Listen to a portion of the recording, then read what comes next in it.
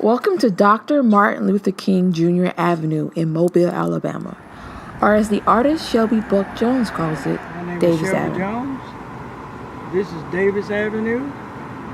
This is the neighborhood I was raised up in. This is Central High School. This is White Barber Shop, which I worked. And I had a little business in there out of the shoe shine business. She used to sit right there. Mobile Public Library.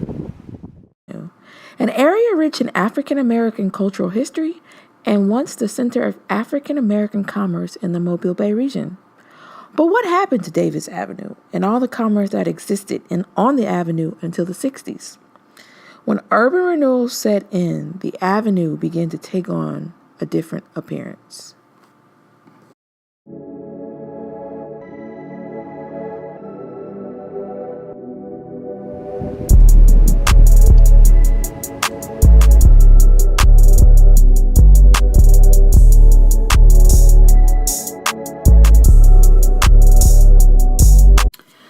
So we decided to take a tour through time, taking you back to the spirit, joy, creativity, and culture of Davis Avenue through the lens of Mobile Bay region African American men ranging from the ages of 9 to 80.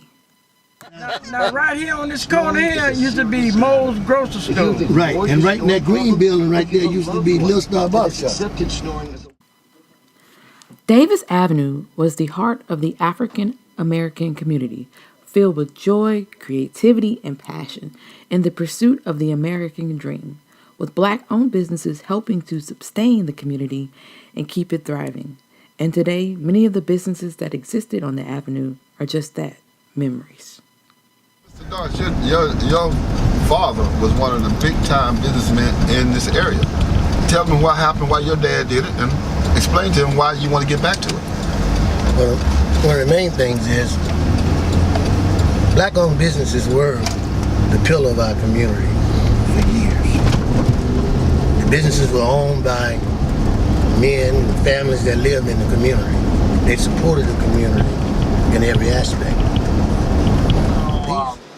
Back in 1950, my father, John L. Finley Jr., he opened this drugstore. And it wasn't the first African-American drugstore to open in this area, but he was the first one that grew up in the community and came back and opened his drugstore, which ultimately his brother-in-law opened Finley's Pharmacy number 2, and then his younger brother opened Finley's Pharmacy number 3 and started the first African-American chain of drugstores in the state of Alabama. He actually had 5 more drugstores that he opened up before he passed. The other thing, being a community store, I can remember as a kid that a lot of the businesses on, at the time we knew it as Davis Avenue, today as Dr. Martin Luther King Avenue, they sponsored a lot of activities in the community. He sponsored community sports programs. That was a basketball team, a baseball team, a bowling team, and I can remember going to games at Carver Park, now Hank Aaron Park, in the community, not the stadium. That would be 500 or 600 people out there on the weekend watching teams play. And there were other businesses in the community that sponsored teams as well. And as a result of that, because of his commitment to that, he was the first individual that was introduced to the Mobile Sports Hall of Fame as a contributor to the community and sponsoring activities in the community during that time.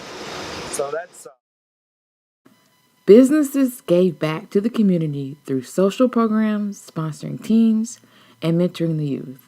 The dollars circulated in the community. People lived where they worked. They went to restaurants, schools, doctors, movies, and they sought out entertainment in their own community.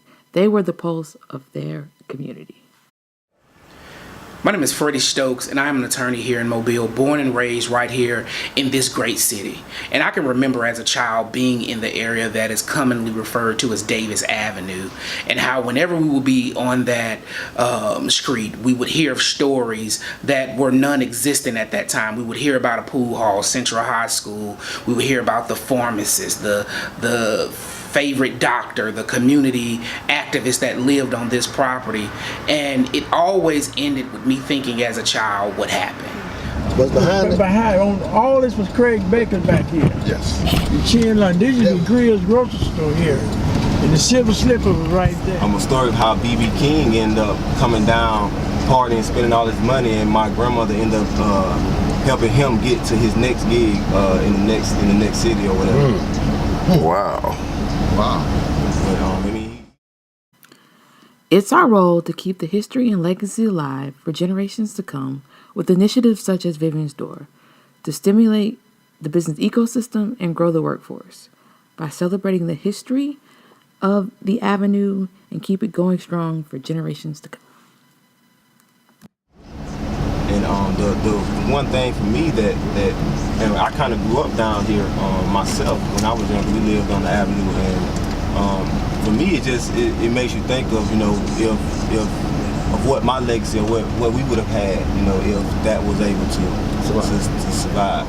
You know, and it all has an origin. I think that's the main reason of the importance of showing Douglas around, because he see, you know, being able to see where a lot of stuff, where a lot of our Black power in Mobile originated from.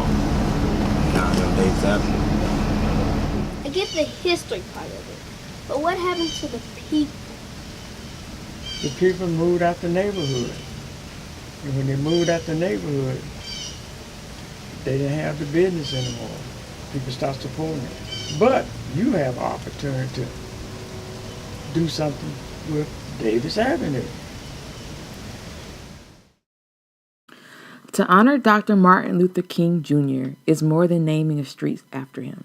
It's about staying true to his dream and creating spaces and places for people to thrive in the pursuit of the American dream is the only way to honor his dream.